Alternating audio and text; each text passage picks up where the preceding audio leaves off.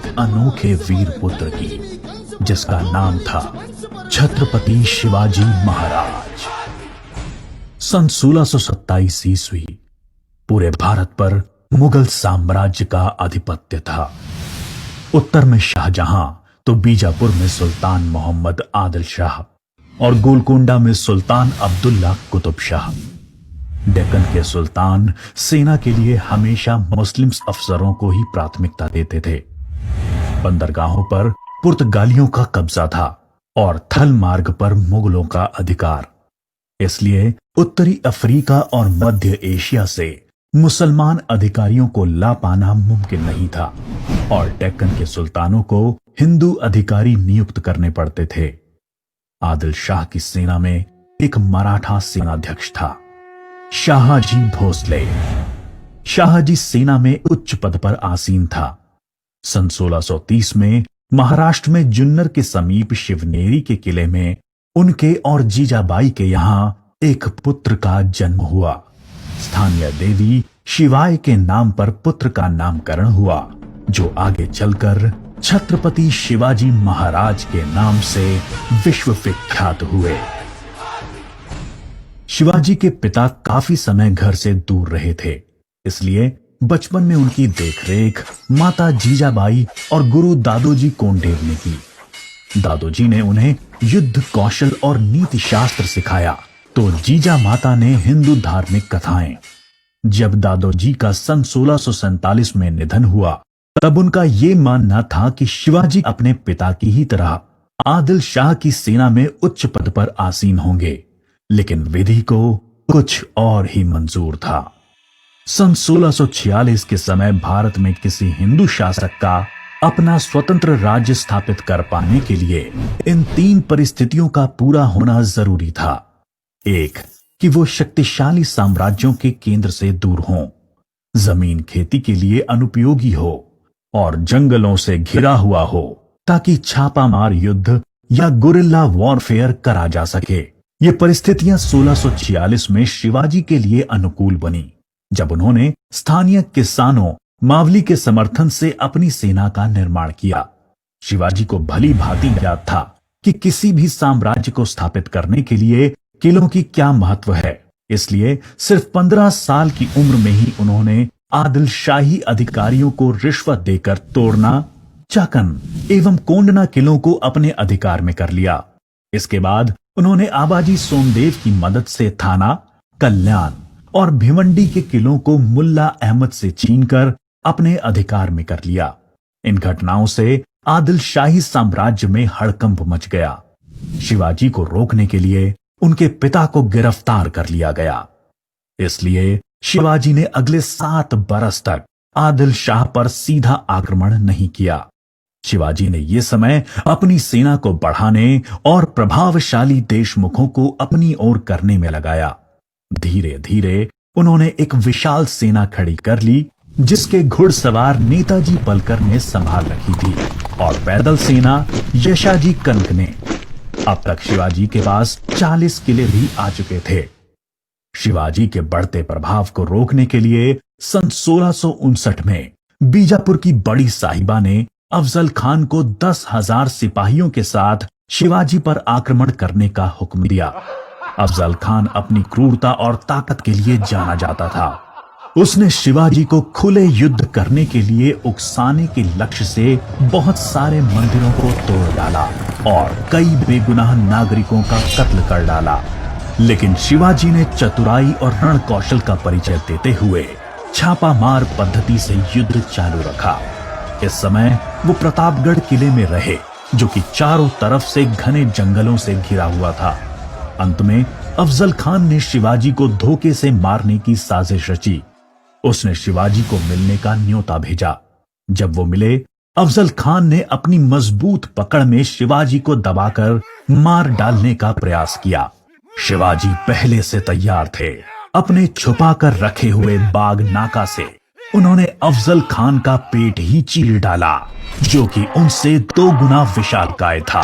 इसके बाद प्रतापगढ़ की लड़ाई में शिवाजी ने अफजल खान की सेना को करारी मात दी। शक्तिशाली अफजल खान की हार से बीजापुर का सुल्तान स्तब्ध रह गया। अब की बार रुस्तम जमान को भेजा गया। 28 दिसंबर 1659 को शिवाजी ने रुस्तम जमान की सेना पर सामने से हमला बोल दिया।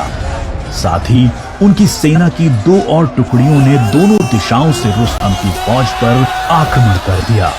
रुस्तम जमान शर्मिंदाजनक स्थिति में लड़ाई के मैदान से अपनी जान बचाकर भाग गया। सन 1660 में आदिल शाह ने अपने सेनापति सिद्दी जौहर को शिवाजी पर हमला करने के लिए भेजा।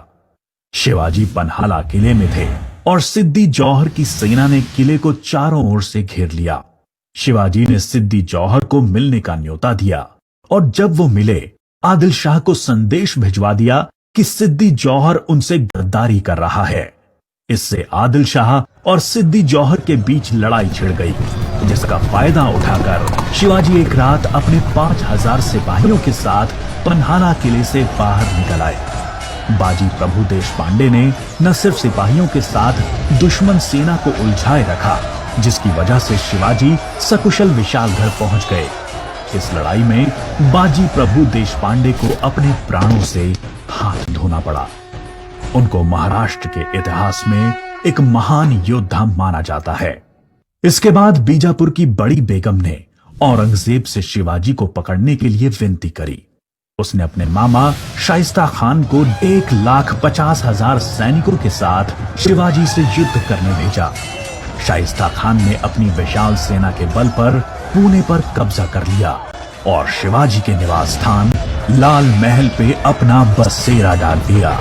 शिवाजी ने चालाकी से अपने 400 सिपाहियों के साथ शादी के बारातियों के वेश में पुणे में प्रवेश कर लिया। रात के समय उन्होंने सीधे शाइस्ता खान के ऊपर खतरनाक हमला बोला। खान ने खाकी से कूदकर अपनी जान बचा ली, पर शिवाजी की तलवार की वार से अपनी 3 उंगलियां गंवा बैठा। उंगली तो गई और इज्जत भी। फिर शिवाजी ने सन 1664 में मुगल व्यवसायी केंद्र सूरत पर आक्रमण करके उसको तहस नहस कर डाला।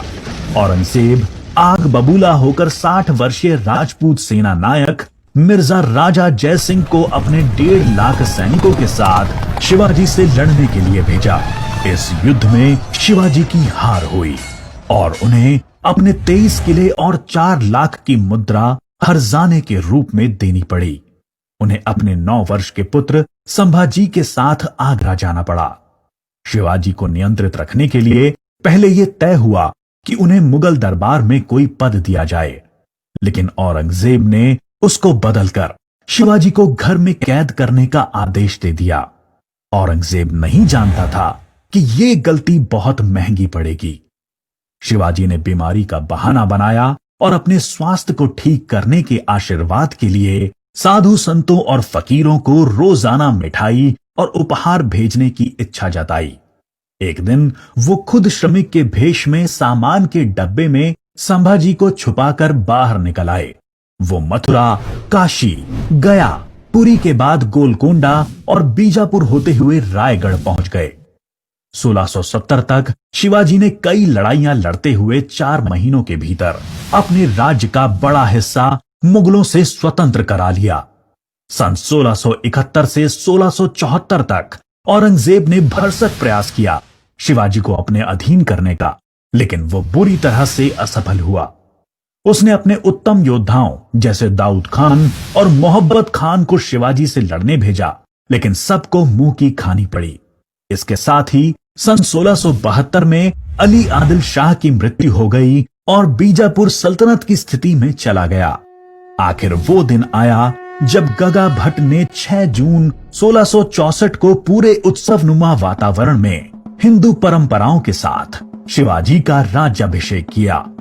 वो मराठा के राजा बने और कई सदियों के अंतराल के बाद हिंदू रीतियों, तिलक, जनेऊ और वेदों के उच्चारण के बीच किसी राजा का राज्याभिषेक संपन्न हुआ। शिवाजी की महानता सिर्फ उनकी बहादुरी और युद्ध कौशल में ही नहीं थी, वो एक योग्य प्रशासक भी थे। उन्होंने धर्म के आधार पर कभी किसी के साथ पक्षपात नहीं किया। उनके कई अधिकारी, यहां तक कि उनके व्यक्तिगत अंगरक्षकों में कुछ मुसलमान भी थे। उन्होंने कभी किसी भी नारी का निरादर नहीं किया। यहाँ तक कि युद्ध में हारे हुए दुश्मनों की स्त्रियों को भी सम्मान सहित वापस भेज देते थे। गुरिल्ला युद्ध, किलों का उपयोग और नवसेना का निर्माण भारत में पहली बार शिवाजी ने ही करा।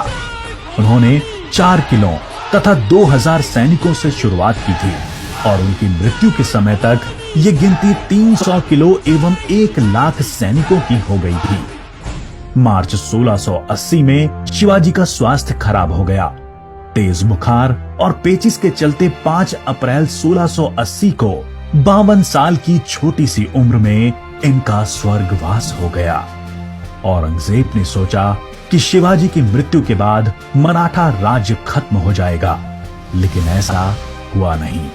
पहले उनके पुत्र संभाजी ने और उसके बाद छत्रपति राजा राम ने मराठा शासन की बागडोर संभाली। औरंगजेब को करीब 25 सालों तक मराठाओं के साथ युद्ध लड़ना पड़ा, जिसकी वजह से वो अपनी मृत्यु के समय तक पूरी तरह से बर्बाद हो चुका था। शिवाजी ने जो मराठा राज्य की नींव रखी, वो आगे चलकर कर्नाटक से लेकर अटॉक पाकिस्तान तक फैल गई। शिवाजी जैसे मनुष्य कभी मरते नहीं, लेकिन लोगों के हृदय में अपने महान कार्यों, साहस और बलिदानों की वजह से हमेशा अमर रहते हैं।